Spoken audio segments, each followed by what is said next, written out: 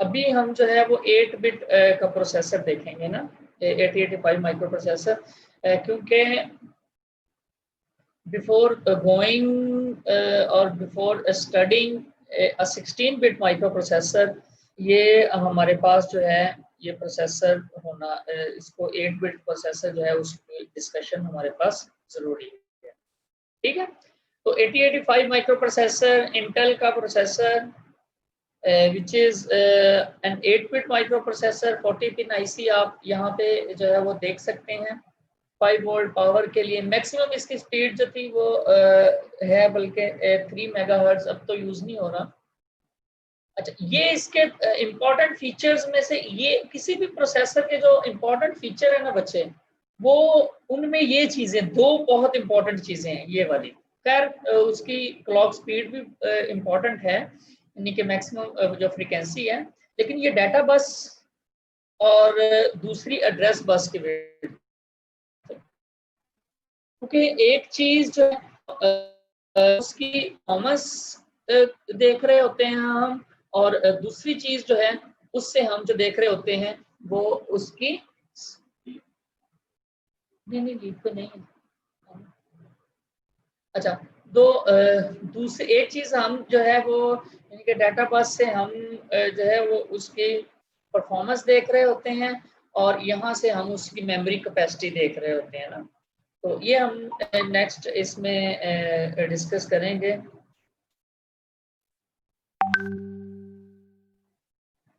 कि फर्दर हमारे पास जो है वो क्या है।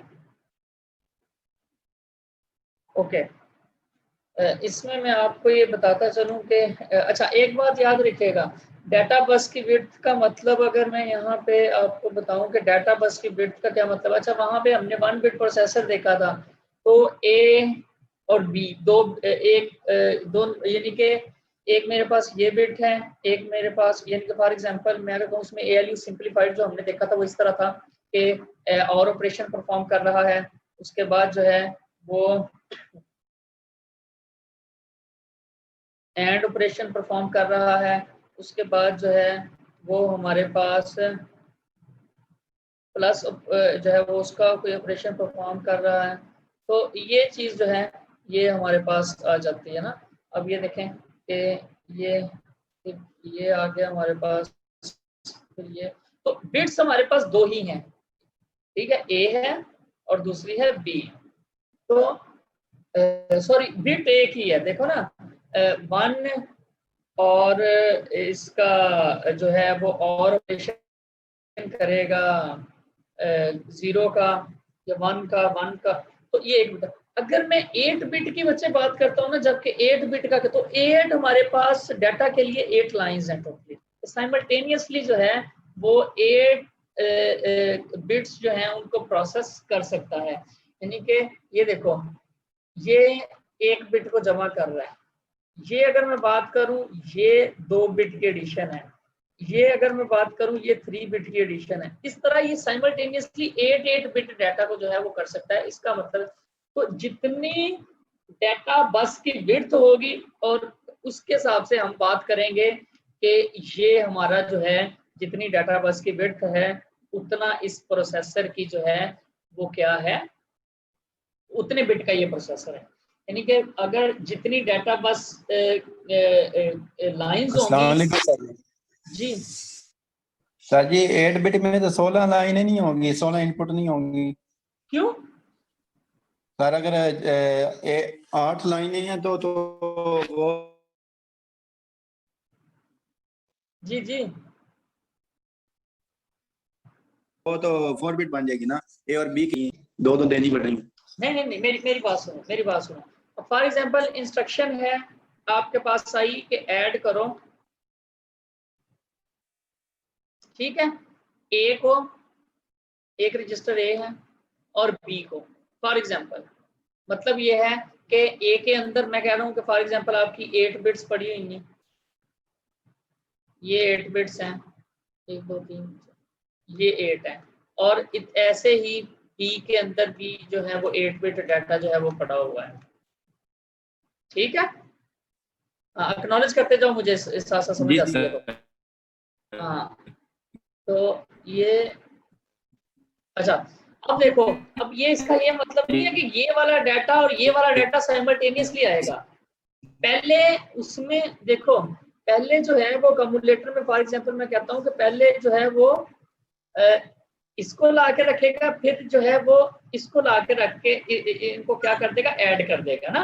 यानी कि फॉर एग्जांपल मैं कहता हूँ कि कम्युलेटर रजिस्टर के अंदर मेरे पास अगर एक रजिस्टर है उसके अंदर ये चीज पड़ी हुई है और एक रजिस्टर के अंदर ये चीज पड़ी हुई है, तो उनको ऐड करना है। तो साइमल्टेनियसली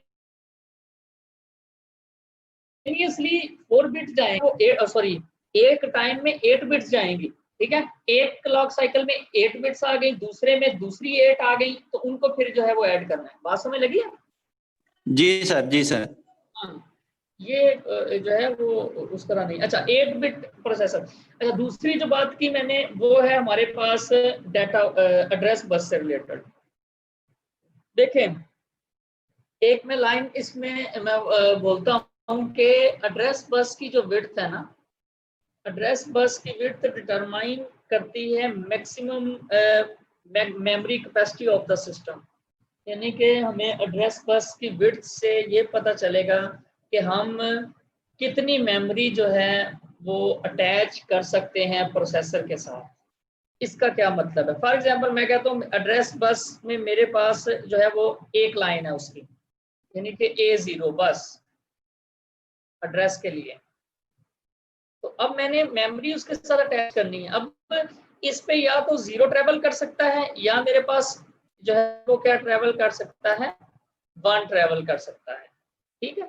अब आगे इसके साथ मेमोरी अटैच है। अब अगर तो फॉर एग्जांपल मैं कहता हूँ कि 0 हो, अब ये मेमोरी है, इसमें भी वही एड्रेस है ना, लोकेशन है। तो अब 0 है इसकी एक लोकेशन और दूसरी लोकेशन क्या है, 1 है। और 0 पे आप फॉर एग्जांपल मैं कह रहा हूँ A पड़ा हुआ है और 1 पे जो है वो क्या पड़ा हुआ है, B। वैसे ही ये मैंने एग्जांपल दी है। अच्छा बच्चे, बात करने का मकसद ये है कि अब यहाँ पे ये 1 बिट मेमोरी जो है उससे हम 2 लोकेशंस जो है वो एक्सेस कर सकते हैं, क्योंकि 2 रेज़ टू पावर 0 और सॉरी 2 रेज़ टू पावर 1, यानी कि ये 1 जो है ये है नंबर ऑफ बिट्स के। अब वो तो इसमें कॉम्बिनेशन जो है वो मेरे पास कितने बनते हैं, 2। एक कॉम्बिनेशन है 0 का और एक कॉम्बिनेशन है 1 का। अच्छा, अगर मैं 2 बिट मेमोरी की बात करता हूँ कि मेरे पास जो मेमोरी है वो एड्रेस बस की विड्थ जो है वो 2 बिट है ना। इसमें एक जो है यहाँ पे मेरे पास A0 है और यहाँ पे जो है वो मेरे पास A1 है। तो अब इसके साथ मेमोरी में जो अटैच कर सकता हूँ तो 2 रेज़ टू पावर 2 है, तो कॉम्बिनेशन मेरे पास जो बनते हैं वो कितने बनते हैं, 4। तो इसका मतलब 4 लोकेशन वाली मेमोरी मैं इसके साथ अटैच कर सकता हूँ। वो किस तरह, अब वो देखते हैं। तो मैंने पहले कह दिया कि 4 लोकेशन वाली मेमोरी मैंने अटैच कर। अच्छा, अब देखिए कि कॉम्बिनेशन किस तरह। अब इस पे 0 ट्रैवल कर सकता है, एक तो कॉम्बिनेशन ये हो सकता है कि दोनों पे आपके पास 0 0 हो। एक में ये हो सकता है कि इस पे जो है वो मेरे पास 0 हो और इस पे मेरे पास 1 हो। एक ऑप्शन ये हो सकती है कि इस पे भी 1 हो और इस पे 0 हो। एक ऑप्शन ये हो सकती है पॉसिबिलिटी कि यहाँ पे 1 हो और यहाँ पे भी क्या हो, 1। तो अब 0 0 मैं फॉर एग्जांपल फर्स्ट लोकेशन को कह देता हूँ 0 1, दूसरी लोकेशन आ गई ये 1 0, तीसरी आ गई और ये 1 1 चौथी लोकेशन आ गई। और इस पे पड़ा हुआ है A, इस पे है B, इस पे है C और इस पे है D। तो अब जैसे ही प्रोसेसर जो है अपनी एड्रेस बस के ऊपर एड्रेस, क्योंकि जो एड्रेस जनरेट करेगा वो प्रोसेसर करेगा, का जो भी एड्रेस जनरेट होगा वो प्रोसेसर अपना एड्रेस जनरेट करेगा कि 0 0 उसने एड्रेस जनरेट किया। तो इसका मतलब है कि वो पहली लोकेशन का जो है वो एड्रेस जनरेट हो गया। अब इस पे राइट करनी है कोई चीज इस एड्रेस पे, या ये मेमोरी है बच्चे, ये याद रखना, ये है मेमोरी। अच्छा, इस पे एड्रेस पे कोई चीज राइट करनी है या रीड करनी है, वो कंट्रोल सिग्नल्स बता रहे होंगे। अच्छा, तो जैसे ही जो है वो 0 1 करेगा तो इसका मतलब है ये वाली लोकेशन सिलेक्ट हो जाएगी। जैसे ही 1 0 करेगा ये वाली लोकेशन सिलेक्ट हो जाएगी। 1 1 करेगा तो ये वाली लोकेशन सिलेक्ट हो जाएगी। बात समझ लग गई है? Yes sir. क्लियर है आप लोग? जी सर। यस हाँ, सर। अगर किसी का कोई क्वेश्चन हो तो आप लोग जो है वो पूछ सकते हैं। अच्छा देखें, अब अगर फॉर एग्जांपल मैं कहता हूँ कि मेरे पास 3 की जगह जो है वो 6 लोकेशंस हैं, और 4 की जगह 6 लोकेशंस हैं, 2 ये भी लोकेशंस ऐड कर दी मैंने। और अब देखें कि इसमें इसको जो है वो 3 बिट, क्योंकि ये 5वीं लोकेशन है और ये 6ठी लोकेशन है, तो 5 क्या बनता है आपके पास? 101 ही बनता है ना, 1248 वाले हिसाब से। तो ये 101 होना चाहिए, और ये 6 है, तो ये मेरे पास जो है 124 है, तो ये 110 होना चाहिए। अच्छा, अब मेरी एक बात गौर से सुने, क्या अब यहाँ पे मैं मैक्सिमम मेरी एक टाइम में कितनी बिट्स आ रही हैं? 2 ही आ रही है ना, मतलब कि कोई भी 2 बिट होंगी तो इनमें से वो वाली सिलेक्शन हो जाएगी। ये वाली जो है, इन 2 लाइंस पे 3 बिट्स आ सकती हैं साइमल्टेनियसली?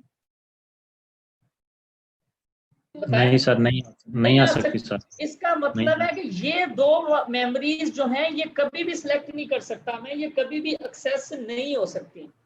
तो यस सर, क्योंकि कितनी जब हम मेमोरी एक्सेस हो सकती है? एड्रेस बस की विड्थ 2 होगी, तो 4, अगर मैं कह रहा हूँ कि इन पे बाइट स्टोर है, एक एक बाइट जो है वो पूरा स्टोर है, तो मैं कह रहा हूँ कि 2 वाली जो मेमोरी है, 2 बिट वाली, उससे 4 बाइट जो है वो मेमोरी में एक्सेस कर सकता हूँ, इससे ज्यादा नहीं कर सकता।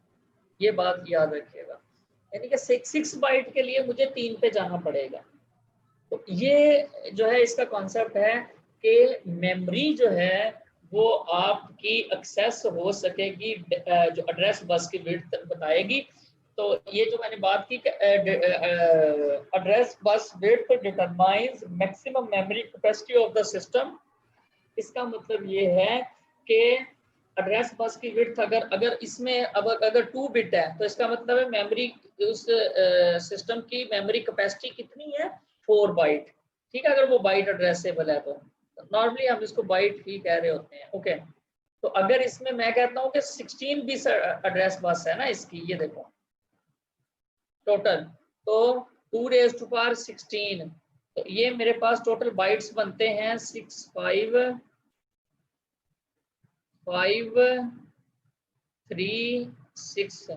इतने बाइट्स बनते हैं।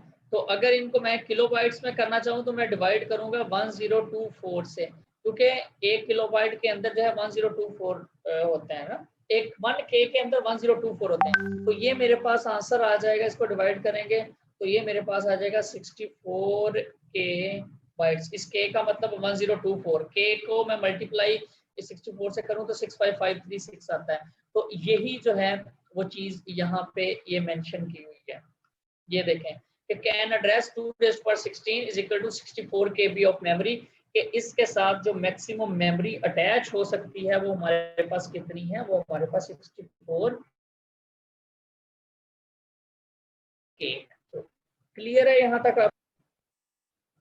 Yes sir. हाँ जी सर।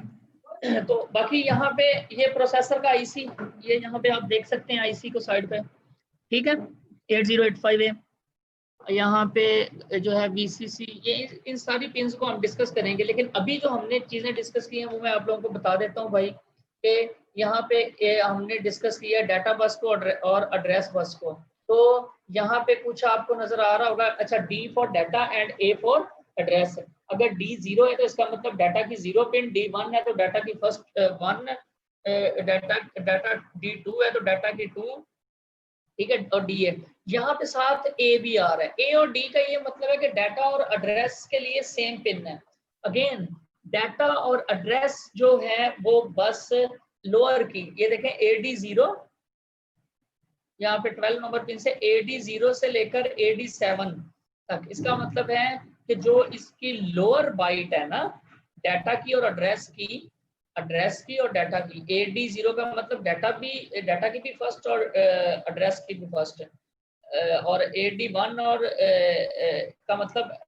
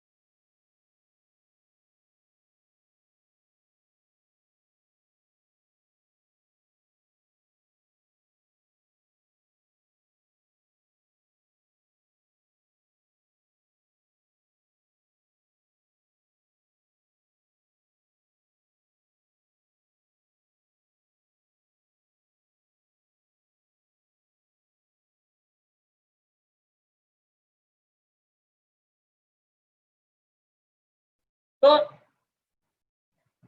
इसमें जनरल पर्पस और स्पेशल फंक्शन रजिस्टर्स होते हैं। जनरल पर्पस रजिस्टर आप उसको डाटा के लिए यूज कर लो, एड्रेस के लिए यूज कर लो, जिस तरह मर्जी उसको जो है वो कर लो। लेकिन जो आपके पास स्पेशल फंक्शन रजिस्टर होते हैं उनका एक स्पेसिफिक काम है, आप उसमें जाकर डाटा नहीं अपना रख सकते या आप उसको उस तरह यूज नहीं कर सकते, ये बात याद रखना। अच्छा, तो 8085 में 6 जनरल पर्पस रजिस्टर हैं जिनमें B, C, D, E, H और एल है ना, तो हम इनको कंबाइन कर सकते हैं। ये 8 बिट के रजिस्टर्स हैं बच्चे, यानी कि इनके अंदर 8 बिट जो है वो स्टोर होती है। यहाँ पे ये मैं आपको इसके आर्किटेक्चर में अगर बताऊं तो ये मेरे पास आप यहाँ पे ये देखें कि ये B, C, D, E and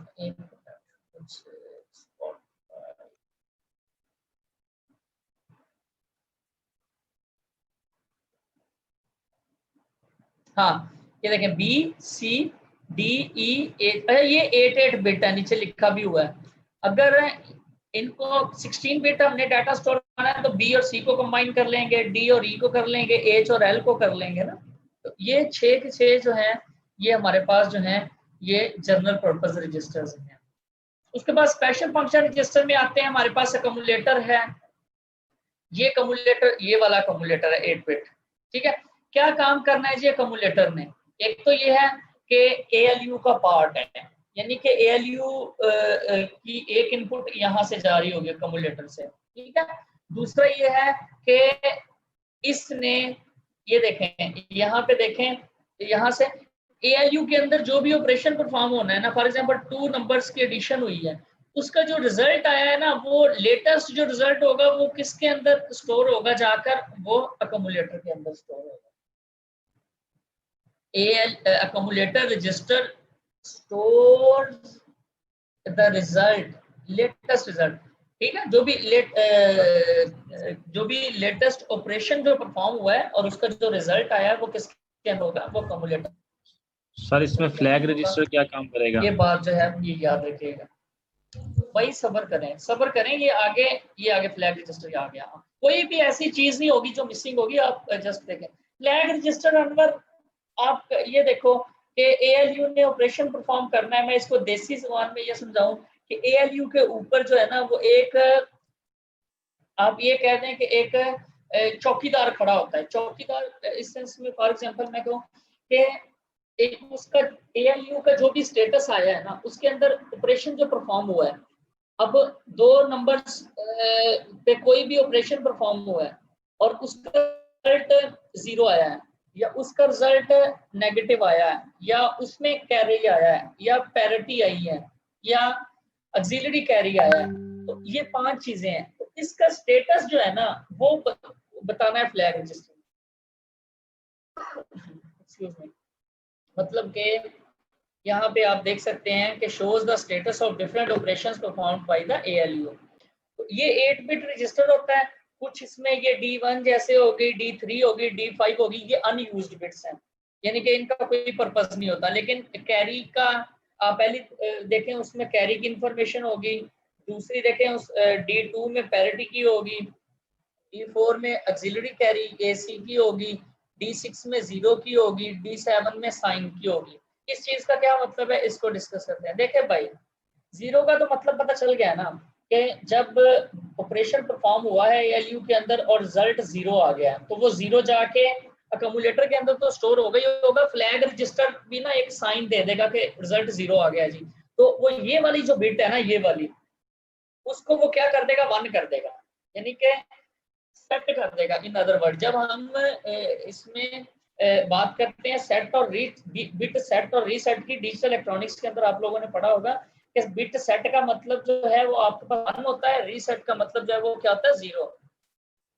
तो बिट सेट कर देगा वो। अच्छा, उसके बाद पैरिटी। तो पैरिटी आप लोगों ने पढ़ा, पैरिटी होता है कि डाटा में नंबर ऑफ वंस की, कि आपका फॉर एग्जांपल मेरे पास डाटा है 0 1 1 0 0, उसमें नंबर ऑफ वंस, अगर वो नंबर ऑफ वंस जो है वो इवन होंगे तो ये उसका पैरिटी जो है वो पैरिटी बिट क्या कर देगा? सेट कर देगा, ठीक है। ऐसे ही ये 0 वाला हो गया, रिजल्ट 0 है तो वो कर देगा, साइन रिजल्ट नेगेटिव है तो उसको सेट कर देगा, 0 है तो उसको सेट कर देगा, कैरी आया है डाटा में, अगर ऑपरेशन परफॉर्म किया कैरी है तो उसको कर देगा। इसमें एक चीज होती है एक्सिलरी कैरी। एक्सिलरी कैरी का मैं आप लोगों को जरा बता देता हूँ। देखिए एक चीज तो कैरी है ना कि आपने दो नंबर्स को, फॉर एग्जांपल मेरे पास ये नंबर्स हैं, 3 बिट नंबर है, ये वाला मेरे पास 3 बिट नंबर है, ये इनको मैंने ऐड किया है, 0 1 1 क्या हो गया, 0 और 1 कैरी हो गया, ठीक है। फिर 1 1 1 क्या 1 हो गया, 3 आ गया ना, तो 3 की 1 1 होगी तो 1 हो गया और 1 कैरी में चला गया। तो अगर तो ये क्या करेगा, कैरी जो है वो कर देगा ना, कैरी फ्लैग जो है वो सेट कर देगा। अच्छा एक चीज इसमें होती है एक्सिलरी कैरी की, एसी। एक्सिलरी का मतलब होता है सपोर्टिंग।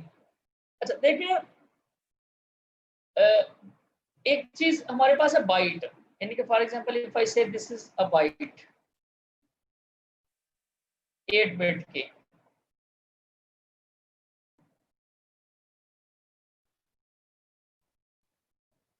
ये बाइट।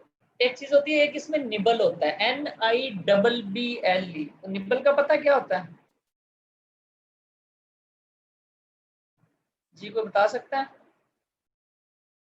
अनवर। सर पढ़ा था सर, थोड़ा सा रिवाइज करने वाला है, क्योंकि सर ये हमने डिप्लोमे में पढ़ा था। बाइट में 8 बिट्स होती है ना। यस सर, बाइट में 1 निबल और में निबल में 4 सर बिट्स 16 होती हैं। 4 सर, सॉरी। निबल में तो ये अगर डाटा है तो ये इसका जो है वो पार्ट, बच्चे आप टेक्स्ट ना करें काइंडली। ये हनैन अहमद ने कहा है कि 4 बिट निबल सर, एग्जैक्टली। लेकिन आप अपना माइक ऑन करके किसी भी टाइम मुझे आंसर कर सकते हैं जब मैं, तो ये D0 है, ये D1 होगी, D2 3 4 5 6 and this is D7। अच्छा ये इसकी जो है ये लोअर निबल है और ये इसकी जो है ये क्या है, हायर निबल। इसको जो है वो लोअर निबल बोलते हैं डाटा की, and this one is higher nibble, NIBLE या WBLE। अच्छा ऑक्सिलरी कैरी का मैं बताने लगा था। अगर आपने कोई ऑपरेशन परफॉर्म किया है, फॉर एग्जांपल मैंने एडिशन की है इस तरह, ये इन दो नंबर्स को अगर मैं ऐड करता हूँ सिंपलिसिटी के लिए, डाटा मैंने ऐसे ले लिया 0 0 0 0 1 1 0 1 1 1 1 क्या हो गया 0 और कैरी आगे आ गया 1 1 क्या हो गया 0 कैरी आ गया 1 1 0 कैरी आ गया और ये 1 आ गया और ये 1 आ गया। देखें अब लोअर निपल यहाँ तक थी, ये 4 बिट्स, ये है हायर निपल, या इन अदर वर्ड्स ये मेरे पास क्या डी, अगर ये 0 है 1 है 2 है तो ये D3 बनती है मेरे पास और ये D क्या बनती है 4। तो बच्चे जब लोअर निबल से हायर निबल की तरफ कैरी मूव होगा ना, उसको हम ऑक्सिलरी कैरी कहेंगे। अब ये देखें कि कैरी मूव हुआ है ना, लोअर निबल से हायर निबल की तरफ जब कैरी मूव होगा तो उसको हम जो है ऑक्सिलरी कैरी है वो क्या हो जाएगा, वो ऑक्सिलरी कैरी की बिट जो है वो क्या हो जाएगी, सेट हो जाएगी। अब यहाँ पे सिंपली मैं आपको बिट पैटर्न जो है उससे मैं एक चीज आपको यहाँ पे बताता हूँ। फ्लैग का बिट पैटर्न मेरे पास ये है 0 0 1 1 0 1 1 1, कितनी होगी 8 बिट्स होगी। अच्छा इससे क्या पता चलता है आपको, आपको ये पता होना चाहिए कि ये इसकी D0 है, ये हमें क्या बता रही है कि D0 ये आपको जो है वो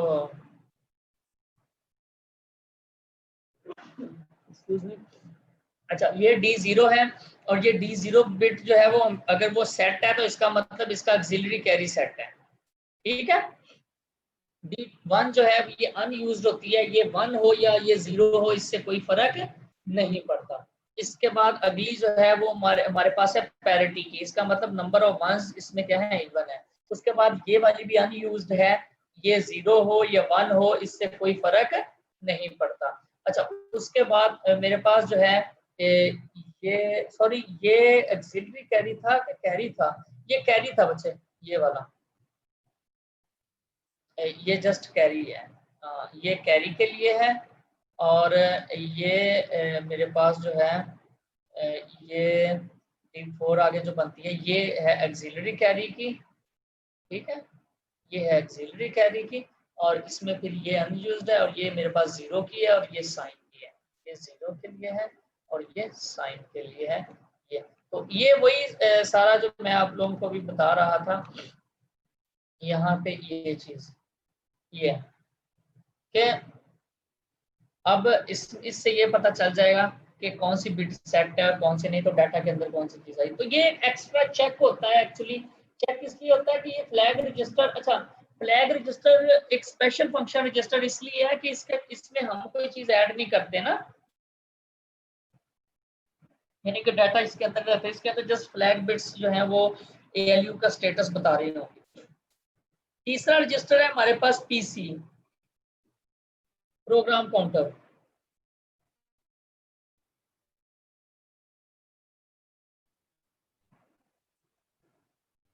एक मिनट बच्चे वेट कीजिएगा।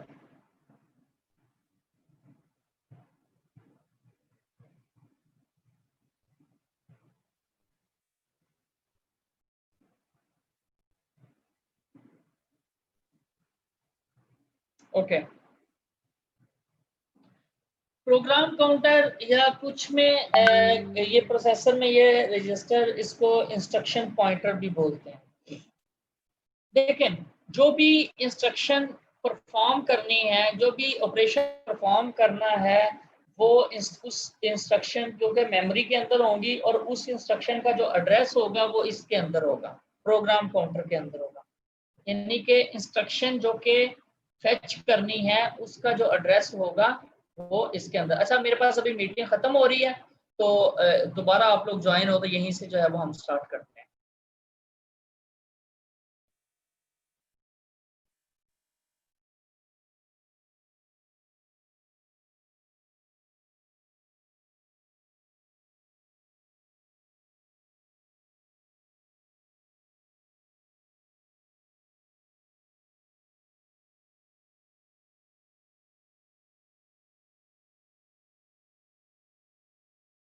बात हो रही थी, देखें जो भी इंस्ट्रक्शन मेमोरी से फेच करनी है उसका जो एड्रेस होना है वो हमारे पास प्रोग्राम काउंटर के अंदर होना है। तो जैसे ही ये एक इंस्ट्रक्शन फेच करता है, इसमें एडिशन उस एड्रेस में एडिशन बाय 1 कर देता है ताकि अगली इंस्ट्रक्शन आ जाए, फिर उससे अगली आ जाए। मैंने ये बताया था कि प्रोग्राम काउंटर और जो है वो इंस्ट्रक्शन पॉइंटर भी कह रहे हैं, कि जो इंस्ट्रक्शन को एक्चुअली पॉइंट कर रहा होता है कि आपकी इंस्ट्रक्शन जो है वो किस एड्रेस पे पड़ी है।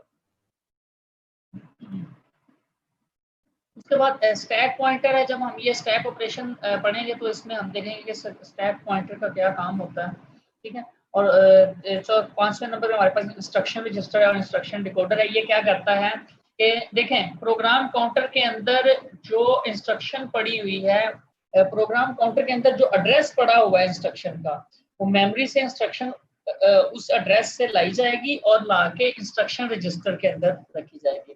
तो इन दोनों में क्या फर्क होता है इंस्ट्रक्शन रजिस्टर और इंस्ट्रक्शन पॉइंटर में? इंस्ट्रक्शन पॉइंटर को प्रोग्राम काउंटर भी कहते हैं ना। What is the difference between instruction register and program counter? Program counter के अंदर इंस्ट्रक्शन का एड्रेस होता है और इंस्ट्रक्शन रजिस्टर के अंदर वो इंस्ट्रक्शन खुद होती है। तो ये बात जो है वो इसमें देख लीजिए। ये सारे के सारे वो रजिस्टर्स यहाँ पे register organization you people can see here के आप यहाँ पे जो है वो इसमें देख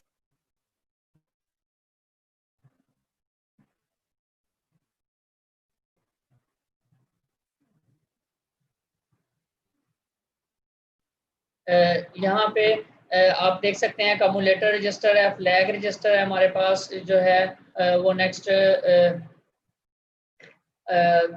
BC ये जनरल पर्पस 6 रजिस्टर हैं। फिर स्टैक पॉइंटर स्टैक ऑपरेशंस के लिए यूज होता है। प्रोग्राम काउंटर के 16 बिट रजिस्टर है। तो 16 अच्छा ये प्रोग्राम काउंटर 16 बिट रजिस्टर है, इसके अंदर जो है वो टोटल क्योंकि हमारी मेमोरी भी 16 बिट है तो यहाँ से 16 बिट एड्रेस इसके अंदर होगा मेमोरी का, उस मेमोरी से क्योंकि आपकी जो मेमोरी की जब मैं बात करूं, मैं रैम की बात करूं, रैम के अंदर आपका प्रोग्राम भी है, इनके इंस्ट्रक्शंस और कोड भी मौजूद होता है, डाटा भी उसके अंदर मौजूद होता है ना। यहाँ पे आपको दो चीजें नीचे नजर आ रही होंगी, 8 लाइंस बाई डायरेक्शनल और 16 लाइंस यूनि डायरेक्शनल ना।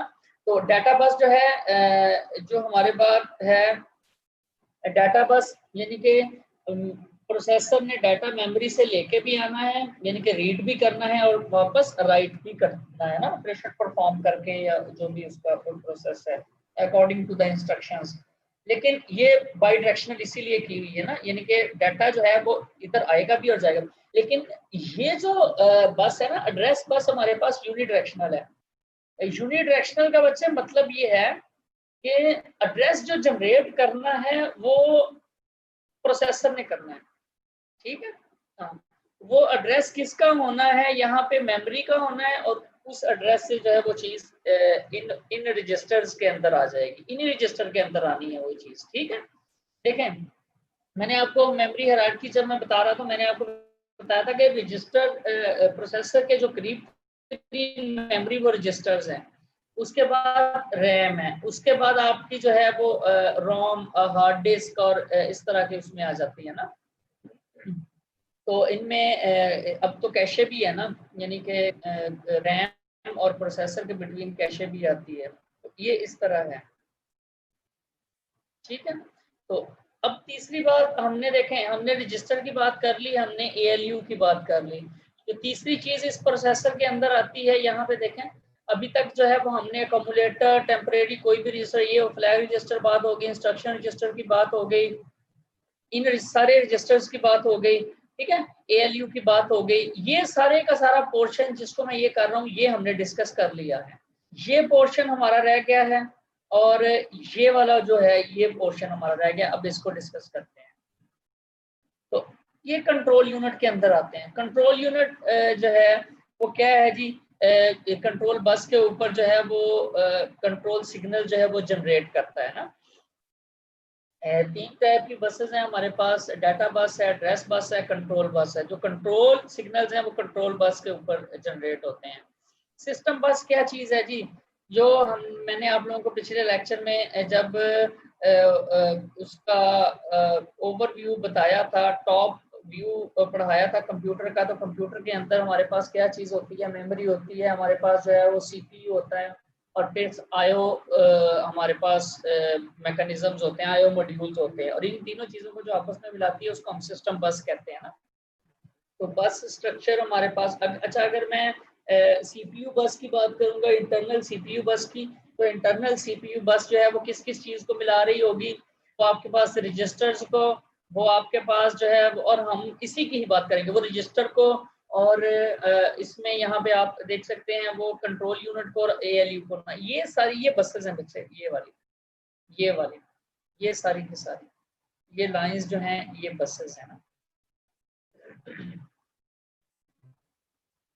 तो डाटा बस की बात हो गई है, जब मैंने डाटा बस का बताया, ये सारी लाइंस जो है number of lines being referred by data बस, ठीक है। तो विड्थ इज ए की टर्मिनल, ये परफॉर्मेंस पे डिपेंड करती है, परफॉर्मेंस बताती है। तो ये डाटा बस की बात हो गई है ना स्टार्ट में, ये वही लाइंस जो मैंने बोली हैं वही है सारी इसमें। ये एड्रेस बस की बात हो गई, ये बात मैं बार बार कर रहा था कि बस width determines maximum memory of the system, memory capacity of the system, ठीक है। तो ये जो है ये बात भी यहाँ पे हो चुकी है। तो उसके बाद यहाँ पे ये हमारे पास A0 A7 से और A8 से A15 यूनिट डायरेक्शनल, और ये हमारे पास बसेस आ जाती हैं। उसके बाद जो तीसरी बस है हमारे पास वो है कंट्रोल बस, ठीक है। इसमें जो सिग्नल्स हैं बाकी सारी की सारी चीज़ें हम इसमें डिस्कस करते हैं, used to control the access। इसमें 1 मिनट वेट कीजिए।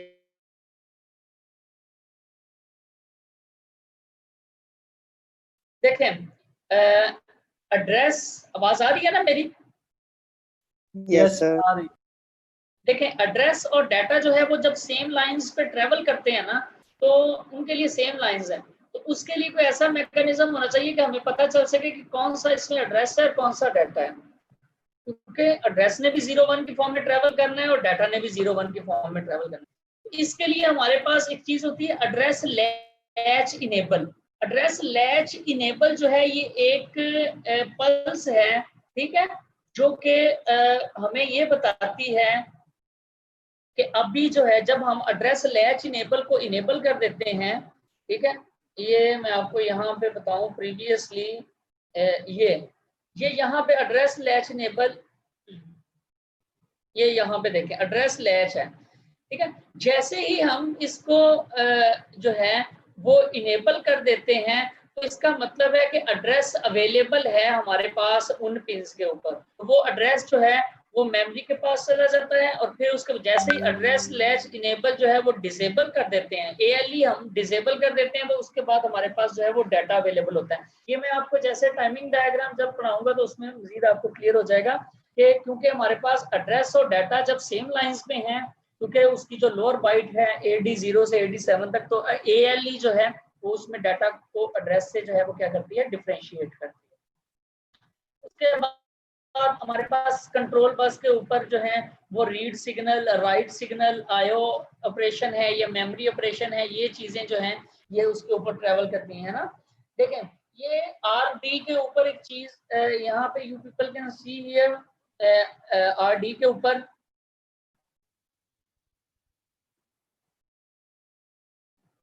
वेट करें मुझे यहाँ से, हाँ, RD इसका read signal active low output है। तो ये आप लोगों को इसका तो आइडिया आप लोगों को ऑलरेडी होगा। रीड के ऊपर ये कॉम्प्लीमेंट जो है इसका ये मतलब इसको एक्टिव लो आउटपुट कहते हैं कि जब इसकी आउटपुट जो है वो 0 होगी तो रीड अगर 0 होगा तो ये जो प्राइम है या ये जो कॉम्प्लीमेंट है ये उसकी आउटपुट जो है वो रिवर्स कर देता है ना। तो रीड जब मेमोरी से हमने रीड करना होगा तो रीड सिग्नल जो है वो 0 होगा, क्योंकि रीड सिग्नल 0 होगा तो जब उसका कॉम्प्लीमेंट लेंगे तो एक्चुअल में उसकी वैल्यू 1 आ रही होगी।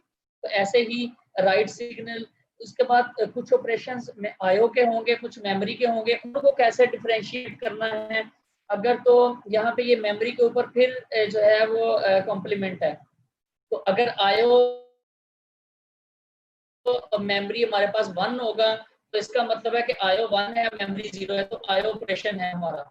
देखें ये जब हम बच्चे इसके बाद नेक्स्ट लेक्चर में हम करेंगे ना इसकी टाइमिंग डायग्राम, तो ये सारी की सारी ये चीजें आप लोगों को वहां से क्लियर हो जाएंगी। You need not to worry at that time, at this time.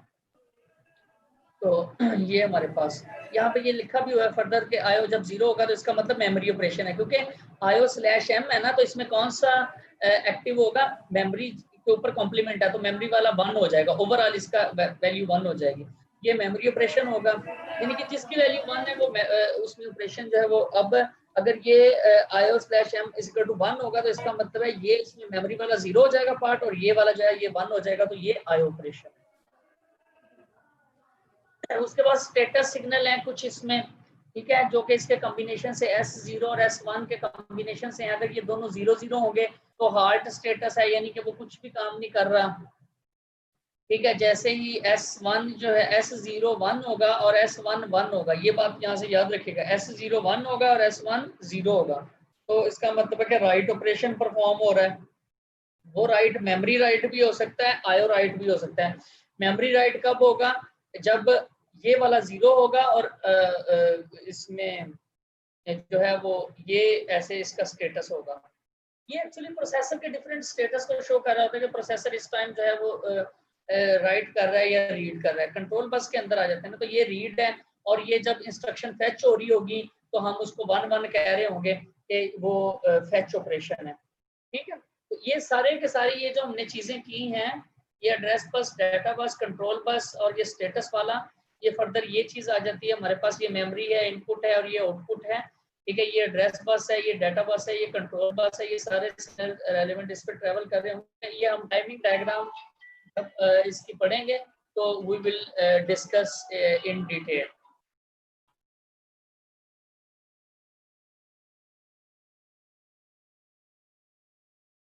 जो है वो हम टाइमिंग डायग्राम के अंदर ये सारी चीजें जो है वो इसकी डिस्कस कर रहे होंगे ना। ये हमारे पास microprocessor for operations perform करता है मेनली, और ये पीछे वाले कॉम्बिनेशन या तो वो मेमोरी से डाटा रीड करेगा या मेमोरी में डाटा जो है वो स्टोर करवाएगा, डाटा या इंस्ट्रक्शन ना। तो ऐसे ही आयो रीड करेगा या आयो राइट करेगा। तो यहाँ तक अगर किसी का कोई क्वेश्चन है तो यू पीपल कैन आस्क, और नेक्स्ट लेक्चर में जो है वो हम ये जो कंट्रोल पाथ से रिलेटेड टाइमिंग डायग्राम जब हम डिस्कस कर रहे होंगे तो आपको ये सारी चीजें इंशाल्लाह क्लियर हो जाएंगी। किसी का कोई क्वेश्चन है तो you people can ask here. ये आपकी अटेंडेंस के लिए मैं थोड़ा सा उसमें कर रहा हूँ जी। अस्सलाम वालेकुम सर। जी भाई, वालेकुम सलाम। सर ये जो आपने ड्रॉप बॉक्स पे ये जो शेयर किए हैं स्लाइड सर, जी। इसको हम कैसे कर सकते हैं? हाँ